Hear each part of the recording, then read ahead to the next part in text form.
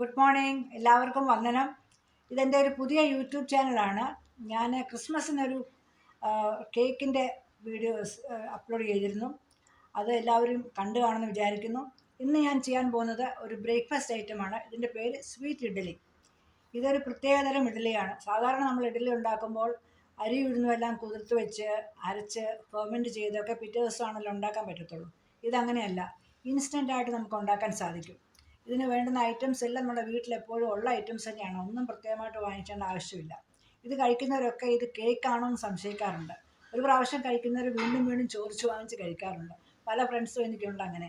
അതൊന്ന് ഉണ്ടാക്കി തരാമോ എന്ന് എന്നോട് ചോദിക്കുന്നവരുണ്ട്. അതുകൊണ്ട് ഞാൻ ഇന്ന് അത് ഉണ്ടാക്കാനായിട്ട് തീരുമാനിച്ചു. ഇന്നത്തെ രാവിലത്തെ എൻ്റെ ബ്രേക്ക്ഫാസ്റ്റ് ഐറ്റം അതാണ്. അത് അപ്ലോഡ് ചെയ്യുകയാണ് ഇന്ന്. അതിൻ്റെ ഇൻഗ്രീഡിയൻസ് എല്ലാം ഞാൻ താഴെ കൊടുക്കാം.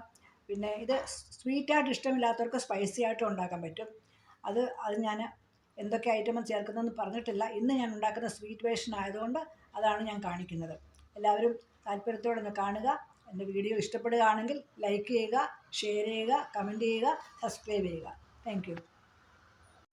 സ്വീറ്റ് ഇഡ്ഡലി ഉണ്ടാക്കാനായിട്ട് നമുക്ക് ആദ്യമായിട്ട് വേണ്ടത് മൈദയാണ്. അത് 1.5 കപ്പ് മൈദയാണ് ഞാൻ എടുക്കുന്നത്.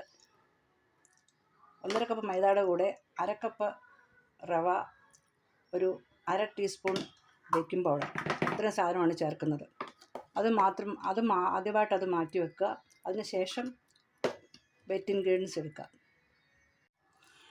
1.5 കപ്പ് മൈദയുടെ കൂടെ 1/2 കപ്പ് റവ ഇട്ടു, ടീസ്പൂൺ ബേക്കിംഗ് സോഡ, 1/2 ടീസ്പൂൺ ഉപ്പ്, ഇത്രയും സാധനമാണ് ഡ്രൈ ഇൻഗ്രീഡിയൻസ്. ഇത് മിക്സ് ചെയ്ത് വെക്കുക. ഇനി വെറ്റ് ഇൻഗ്രീഡിയൻസ് ആണ്. ഇതിനകത്ത് 1/2 കപ്പ് പഞ്ചസാര,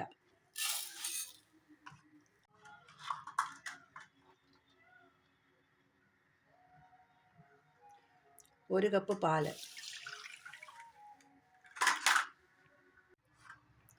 1 കപ്പ് പാലിനോട് കൂടെ 1 കപ്പ് തൈരും കൂടെ ചേർക്കണം. അപ്പോൾ ഇവിടെ ആകെ ചേർത്തത് 1/2 കപ്പ് പഞ്ചസാര, 1 കപ്പ് പാല്, 1 കപ്പ് തൈര്. ഈ മൂന്നും നല്ലപോലെ ഇളക്കുക, നല്ലപോലെ മിക്സ് ചെയ്യുക. പഞ്ചസാര നല്ലപോലെ അലിയുന്നത് പോലെ നല്ലപോലെ ഇത് മിക്സ് ചെയ്യണം. അതിനുശേഷം നേരത്തെ നമ്മൾ എടുത്തു വെച്ചിരുന്ന മൈദയുടെ ആ കൂട്ട്, മൈദ, റവ അതെടുത്ത് വെച്ചിരുന്നല്ലോ, ആ കൂട്ട് ചേർത്ത് മിക്സ് ചെയ്യണം. എല്ലാം കൂടെ മിക്സ് ചെയ്തതിന് ശേഷം അവസാനം വേറൊരു സാധനം ചേർക്കാനുണ്ട്, അത് ഞാൻ പറയാം. 1 സ്പൂൺ വാനില എസൻസ്, 1/2 സ്പൂൺ ആയാലും മതി, നമ്മുടെ ഫ്ലേവറിൻ്റെ ഇഷ്ടം അനുസരിച്ച്. വാനില എസൻസ് ഇഷ്ടമില്ലാത്തവർക്ക് ഏലക്ക പൊടിച്ചത് വേണമെങ്കിലും ചേർക്കാം. പിന്നെ ഞാൻ പറഞ്ഞല്ലോ ഒരു വേറെ ഇൻഗ്രീഡിയൻറ്റ് ചേർക്കാനുണ്ടെന്ന്, അത് നെയ്യാണ്.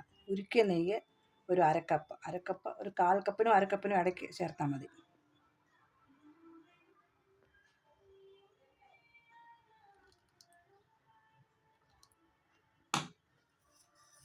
മിക്സ് ചെയ്തിട്ട് ഒരു അരമണിക്കൂർ റെസ്റ്റ് ചെയ്യാൻ വെക്കണം. അരമണിക്കൂർ കഴിഞ്ഞതിന് ശേഷം നമ്മൾ സാധാരണ ഇഡ്ഡലി ഉണ്ടാക്കുന്ന പോലെ തന്നെ ഇഡ്ഡലിയുടെ തട്ടിനകത്ത് നെയ്യ് പുരട്ടി ഉണ്ടാക്കിയാൽ മതി. സാധാരണ ഇഡ്ഡലി ഉണ്ടാക്കുന്നതിനെക്കാട്ടിലും വേഗം ഇതാകും. നല്ല സോഫ്റ്റ്, നല്ല സോഫ്റ്റ് ആയിരിക്കും. അത് കൂടുതൽ പൊങ്ങുകയും ചെയ്യും. അതുകൊണ്ട് നിറച്ചൊഴിക്കരുത്, കുറച്ച് സ്ഥലം വിട്ടൊഴിക്കുക.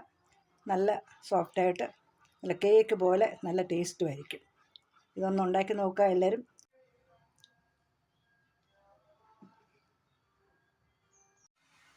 ഇപ്പോൾ അരമണിക്കൂറായി. ഞാൻ ഇത് ഇഡ്ഡലി പാത്രത്തിലോട്ട് ഒഴിക്കാൻ പോവുകയാണ്, ഇഡ്ഡലി തട്ടിലോട്ട് ഒഴിക്കാൻ പോവുകയാണ്.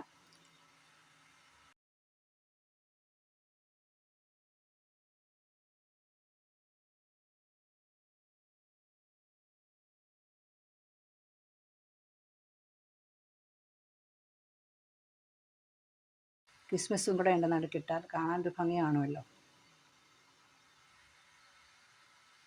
ഇത് ഇഡ്ഡലി പാത്രത്തിൽ വെക്കാൻ പോകുന്നു.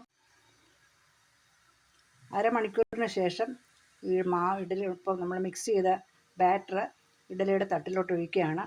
അത് നിറച്ചൊഴിക്കേണ്ട, കുറച്ച് സ്ഥലം വിട്ട് ഒഴിക്കുക. കാരണം ഇത് നല്ലപോലെ പൊങ്ങി വരും, മറ്റേ സാധാരണ ഇഡ്ഡലിയെക്കാട്ടി കൂടുതൽ പൊങ്ങി വരും. അതുകൊണ്ട് കുറച്ച് സ്ഥലം വിട്ട് ഒഴിക്കുക. പിന്നെ മുകളിൽ ഓരോ ചെറിയ കിസ്മിസ് വെച്ചാൽ അത് കാണാൻ ഒരു ഭംഗിയായിരിക്കും. ഇത് സാധാരണ ഇഡ്ഡലി ഉണ്ടാക്കുന്നതിൻ്റെ അത്രയും സമയം വേണ്ടി വരത്തില്ല. ഒരു 5 മുതൽ 7 വരെ അല്ലെ 8 മിനിറ്റ് മതി ഉണ്ടാവാനായിട്ട്. നല്ല സോഫ്റ്റായിട്ട് വെന്തിരിക്കും. അതെല്ലാവരും ഉണ്ടാക്കി നോക്കുക. എല്ലാവർക്കും ഇത് ഇഷ്ടപ്പെട്ടെങ്കിൽ ഇത് ലൈക്ക് ചെയ്യുക, സബ്സ്ക്രൈബ് ചെയ്യുക. അതുപോലെ വേറൊരു കാര്യമുണ്ട്, ഇത് സ്വീറ്റായിട്ട് കഴിക്കാൻ ഇഷ്ടമില്ലാത്തവർക്ക് വേറെങ്കിലും സ്പൈസി വേർഷൻ ഉണ്ടാക്കാൻ പറ്റും. അതിന് കുറച്ചൊരു വെളുത്തുള്ളി, പച്ചമുളക്, ഈ സാധനം നല്ലപോലെ ഒന്ന് അരച്ചിട്ട് പഞ്ചസാരയ്ക്ക് പകരം അത് ചേർത്താൽ മതി. അപ്പോൾ അതിന് വേറൊരു ടേസ്റ്റ് ആയിരിക്കും. പക്ഷേ ഇതുപോലെ തന്നെ സോഫ്റ്റ് ആയിരിക്കും സാധനം. അത് ഷുഗർ പേഷ്യൻസൊക്കെ, ഷുഗർ ഇഷ്ടമില്ലാത്തവർക്ക് കഴിക്കാനായിട്ട് അങ്ങനെ വേണമെങ്കിലും ഉപയോഗിക്കാം. ഏതായാലും നല്ല ടേസ്റ്റ് ആയിരിക്കും. എല്ലാവരും കഴിച്ചു നോക്കുക. സബ്സ്ക്രൈബ് ചെയ്യുക, ലൈക്ക് ചെയ്യുക, കമൻറ്റ് ചെയ്യുക. Okay, thank you.